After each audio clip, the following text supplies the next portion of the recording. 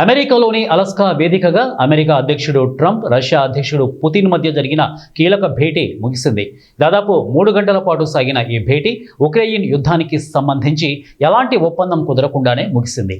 వీరి భేటీపై ప్రపంచ దేశాలన్నీ ఉత్కంఠంగా ఎదురు చూసినప్పటికీ అనుకున్న ఫలితం మాత్రం దక్కలేదు. అయితే వీరి మధ్య మరో సమావేశం రష్యాలో జరగనుందని పుతిన్ చివరలో ట్విస్ట్ ఇచ్చారు.